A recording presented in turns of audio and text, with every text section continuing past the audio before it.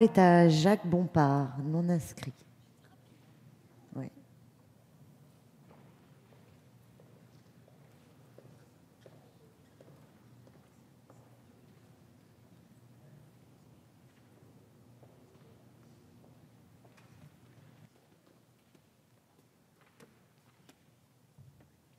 Madame la Présidente, Mesdames et Messieurs les ministres, Messieurs les rapporteurs, chers collègues, le modèle économique et social français est consternant. La préférence étrangère couplée à une politique de lutte contre la famille et l'ordre naturel produira immanquablement des lendemains cataclysmiques.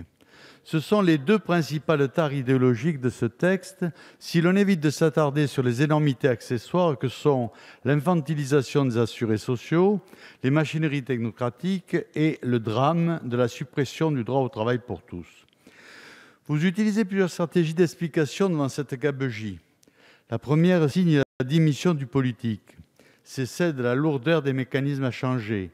Mais quand le budget de l'ensemble de l'assurance sociale s'élève à 462 milliards, seuls les entourloupes électoralistes interdisent de réformer. Ajoutons que le fameux déficit de la Sécu se situe encore à 13,2 milliards d'euros en 2014, ce qui impose de facto des changements radicaux dans notre manière d'aborder ce sujet. La France fait face aujourd'hui à un véritable grand remplacement. D'après les chiffres de l'INSEE d'octobre 2015, 11,5% des habitants de notre pays sont nés à l'étranger. Il est évident que les comptes sociaux souffrent énormément de cette submersion migratoire. D'ailleurs, vous l'admettez dans les textes, mais certes jamais dans les discours, de peur sans doute d'une réalité qui exaspère les Français.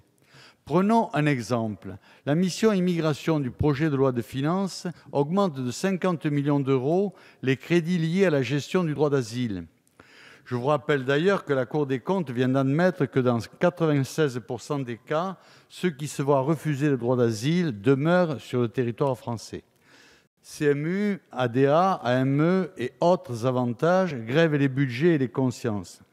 Comment responsabiliser les assurés sociaux quand la préférence étrangère est inscrite au cœur de la loi et des budgets?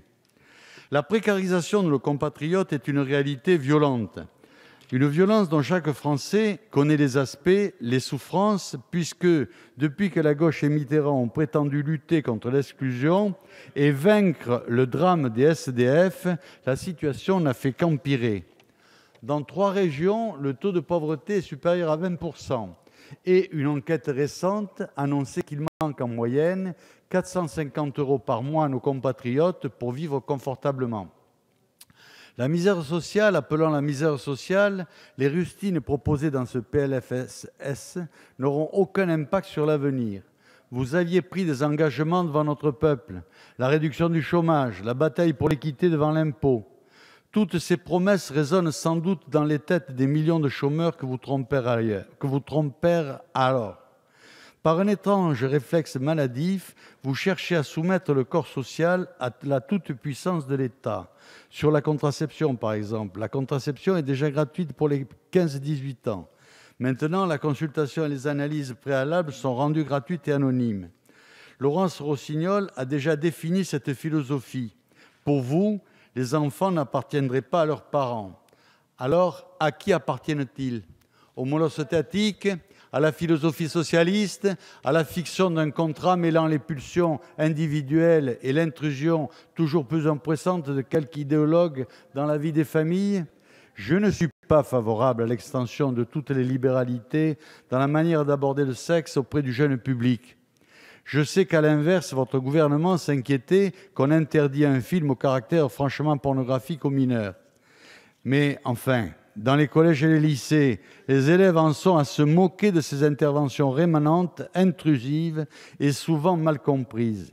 L'ordre en haut et la liberté pour les familles dans les périphéries, voilà la solution à notre problème, certainement pas l'utilisation de recettes qui n'ont eu de cesse de prouver leur inefficacité. Rappelons qu'en banalisant et qu'en massifiant l'avortement, votre gouvernement encourage des travers dont personne ne nie combien ils blessent les femmes physiquement et psychologiquement. J'espère donc que cet article sera combattu, car il entre en plein dans le projet de changement de civilisation que vous n'avez cessé de promouvoir. Un mot enfin sur une des considérations absentes du texte, la lutte contre la fraude sociale. Contribuable Associés a organisé une rencontre passionnante en ces murs à ce sujet. La fraude aux cotisations sociales est évaluée à 25 millions d'euros par an. En 2011, mon collègue Dominique Tian évaluait déjà à 3 milliards d'euros cette fraude. Chiffre complété ensuite par les travaux du réseau européen sur la fraude sociale et la corruption, qui donnait un chiffre ahurissant de 35 millions d'euros de fraude en France. À 60 milliards d'euros de fraude sociale, il y a à faire pour résorber le déficit de la sécurité sociale. J'imagine que certains de ces propos vous sont absolument insupportables. Pourtant, ils n'incarnent qu'un bon sens ressenti par les élus, par les travailleurs politiques enracinés. Qui ici ne sait pas que le budget des conseils départementaux est devenu une tirelire à gérer le RSA ? Qui n'a pas conscience parmi nous qu'il est insupportable que des djihadistes soient partis propager le terrorisme au Proche-Orient en continuant à être subventionnés par la sécurité sociale? Revenons à la raison, revenons à la défense du bien commun plutôt qu'au service des communautés électorales. Il en va clairement du maintien de l'équilibre si précaire de notre société. Je vous remercie.